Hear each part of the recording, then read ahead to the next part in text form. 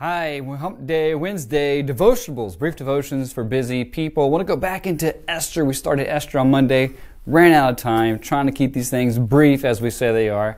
So let's go back to Esther, phenomenal book. And what we looked at Monday was the fact that the author never mentions God, not one single time, but that was to emphasize God's activity, God's work in behind the scenes, so that every coincidence, every strike of luck, and every, right place, right time kind of situation was to be seen that actually God's sovereign hand at play.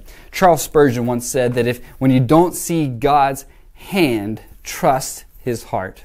You can trust the heart of God in the work of God, that God is at work in creation, in this world, in redemption, all around you, a big plan, but also specifically in your life. And when you see God at work, you have the courage to act, to join Him and participate in that work, just like Mordecai, just like Esther.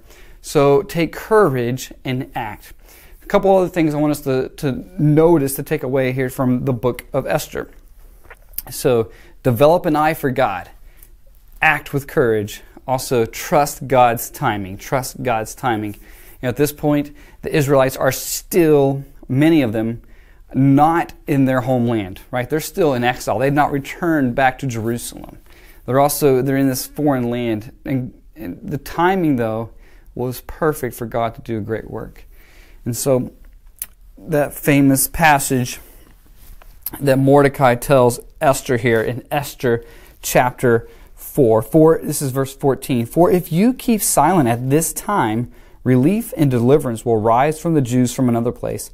But you and your father's house will perish. And who knows whether you have not come to this kingdom for such a time as this.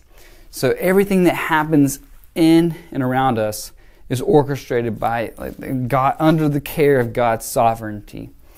And that's including the times. Sometimes we're chomping at the bit to go and we need to be patient. And then sometimes we're slow to respond. We're slow to act. That's where that act with courage comes, because when it's God's timing, then it's time to move. So look for God's hand. Act with courage. Trust His timing. And finally, let's do two more things. Expect great things. Expect great things. They acted in courage, trusting God's timing, expecting God to do a great work. And indeed, God moved mightily. He saved the Jewish people from total annihilation from this wicked plot that Haman had devised to destroy all the Jews. This is beautiful. This is a story of salvation.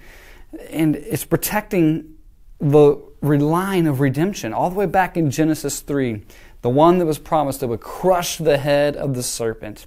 Through Abraham, in Genesis chapter 12, we learn that all the nations of the earth will be blessed. And this blessing is to come through Jesus Christ. And so if all of the Jews are annihilated here, God is protecting the line of redemption.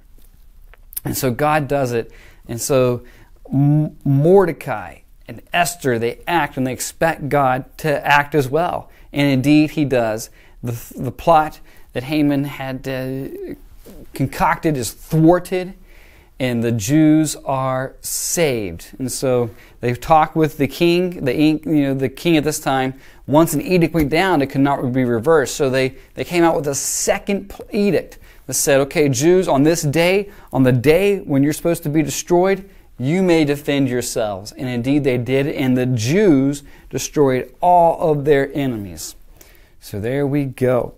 And then finally we see, now let's stop there today. We'll save this. We'll just make it all week. Esther will be all week long. A couple final thoughts from Esther on Friday. Blessings to you today.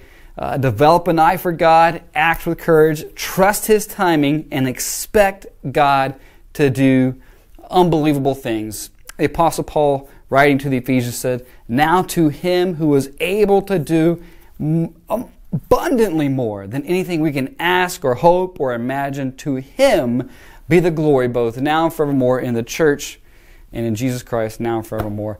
Blessings to you as you seek to walk with the Lord this week.